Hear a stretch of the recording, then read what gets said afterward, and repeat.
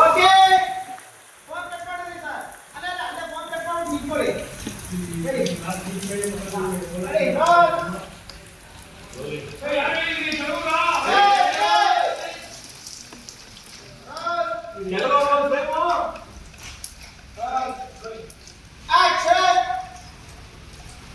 ಹಂಗೆ ನಿಂತಿದ್ದೀರಾ ಸರ್